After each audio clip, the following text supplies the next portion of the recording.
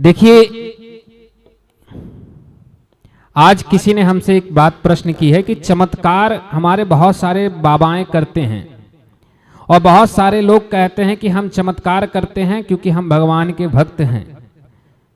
तो क्या चमत्कार करने वाले सही हैं? देखिए, संसार चक्र में हमारे सनातन परंपरा को जितनी हानि शत्रुओं या दुष्टों ने दे दिया, उतनी हानि हमारे धर्म के भीतर बैठे हुए कुछ ढोंगियों ने डाल दिए। चमत्कार का इंग्लिश हम कहते हैं मैजिशियन, जादूगर। ये जादू करने का काम भक्तों का नहीं है। जब लक्ष्मण जी को बाण लगी तो हनुमान जी ने हाथ फेर करके नहीं बोले कि जा जादू मंत्र छू तो ठीक हो जाएगा।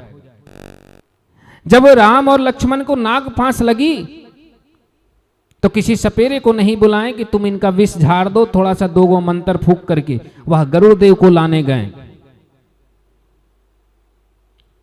और हम जैसे लोग यह विचार में पड़े रहते हैं कि चमत्कार करना हमारा धर्म है।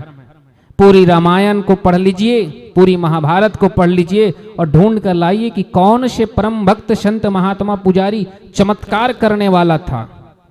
चमत्कार को शास्त्रों में माया कहा गया है। यहां से उड़कर वहां चले जाना, हाथ में धनुष बाण ले आना, मुंह से फूंक करके तूफान निकाल देना, हाथ में सिक्का पैसे निकाल देना, ये सब एक चमत्कार नहीं, इसी को तो माया कहा गया है। अब माया असुर करते थे, भक्त नहीं।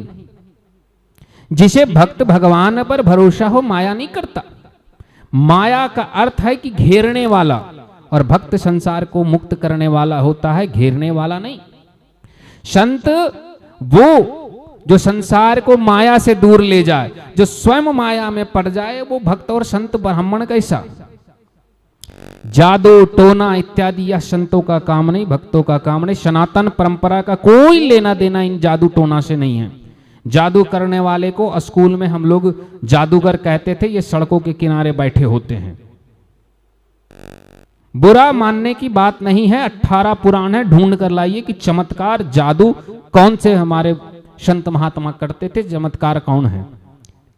सारे संतों की जब व्याख्या पढ़ेंगे तो संत दरवाजे पर आ गए, राजा दौड़े दौड़े दौड़े दौड़े जाते थे, सेवा करके लाते थे। कहीं नहीं था कि संत उड़ करके आए और गद्दी पर बैठ गए, बोले हे बालक तू दरबार पर क्या देख रहा है, मैं तो यहां खाने में बैठ गया। चमत्कार।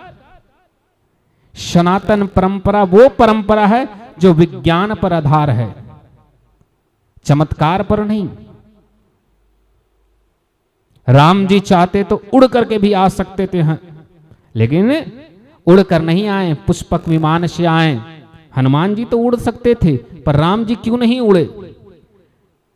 क्योंकि राम जी पूर्ण रूप से नर के रूप में थे, मानव रूप में थे। मानवों के लिए चमत्कार नहीं है। भविष्य देखना और बताना यह दोनों निषेध है शास्त्रों में, क्योंकि भविष्य को देखने वाला मानव त्रिकालदर्शी श्रीमन नारायण भोलेनाथ शंकर हैं। यह आदि अनादि शंकर का कार्य है। चमत्कार सही चीज नहीं है। हमारा धर्म अंधविश्वास की ओर बढ़ रहा है, इसी को कहते हैं। और जो मानव रामायण पढ़ करके ये देख रहा है कि राम जी लक्ष्मण जी के लिए हनुमान जी संजीवनी बूटी लाने गए, उसके बाद भी अगर कोई जादू और मंत्र से सोचता है कि हम बीमार पड़े किसी व्यक्ति को ठीक कर लेंगे बगैर डॉक्टर को, उसी को कहते हैं पाखंडी और उसी को कहते हैं अंधभक्त।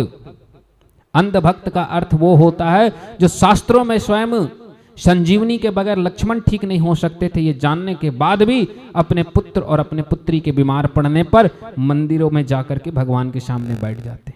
अब कुछ लोग कहेंगे क्या इससे ठीक नहीं होता? बिल्कुल ठीक होता है। मंदिरों में मंत्र से भी लोगों को ठीक होती, पर केवल वे जो कुंडली के अनुसार से हो, जो ग्रहों का दोष हो।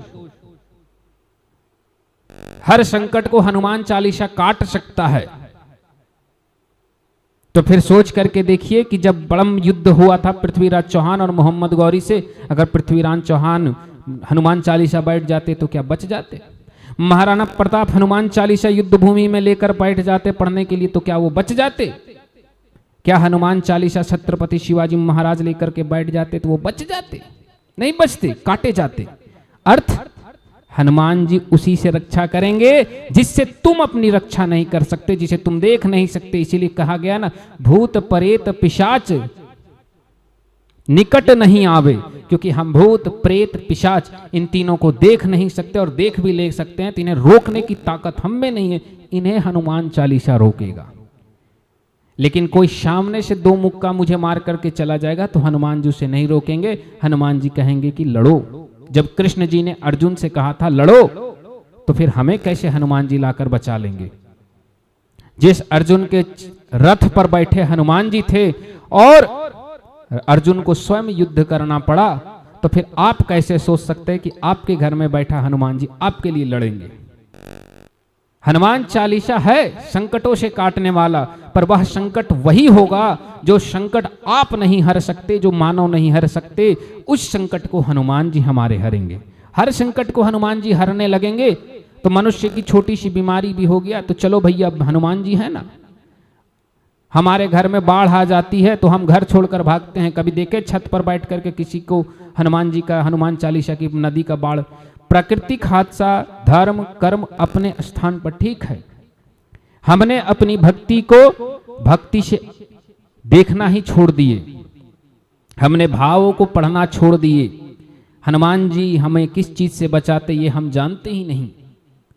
अब हम चोरी करेंगे और राम राम जपेंगे तो चोरी पुण्य नहीं बन जाएगा, चोरी चोरी ही रहेगा। पुण्य तो तभी बनेगा जब हम दान देते देते राम राम कहें, वरना चोरी करते करते राम राम जपेंगे तो राम पर भी कलंक होगा। आज कोई हादसा हो जाए और राम राम कहता है तो न्यूज चैनलों में चलता है कि राम जी के नाम लेकर के किसी ने अपराध किया। हमें कितना बुरा लगता है कि देखो राम जी का अपमान है। तो कर्म क्या कर रहे हैं इस पर महत्व रखता है। इसीलिए मैं आपके इस प्रश्न को उत्तर दे देता हूं कि चमत्कार करने वाले बाबाएं और कथावाचक सही हैं या गलत, तो मैं स्पष्ट तौर पर कहता हूं मैं इन्हें गलत मानता हूं और डंके की चोट पर मानता हूं। आपके बुरा लगने से या किसी के बुरा लगने से मुझे कोई प्रभाव नहीं पड़ता है। हमारा धर्म विज्ञान पर आधारित है, ज्ञान पर आधारित है, और बस मैं इसी को सत्य मानता हूं कि जो हरि के शरण में जाएगा वो मुक्ति पाएगा, लेकिन जो हरि के नाम पर चमत्कार दिखाएगा मैं उसे सत्य नहीं मानता हूं। क्योंकि लक्ष्मण जी के लिए स्वयं हनुमान जी संजीवनी लेकर के आए थे, अश्वसेन को लेकर के आए थे, किसी जादू टोना करने वाले या किसी चमत्कारी बाबा को लेकर के नहीं आए थे। अगर मैं गलत हूं तो सबसे पहले हनुमान जी को गलत ठहराइए। इसीलिए प्रश्नों से इतना जानिए, शास्त्र को पढ़िए। शास्त्र में चमत्कार शब्द संतों के लिए नहीं है, भक्तों के लिए नहीं, कथावाचकों के लिए नहीं है। इन्हें चमत्कार करने का कोई अधिकार ही नहीं है। चमत्कार को माया कहते हैं और माया असुरों का कार्य है।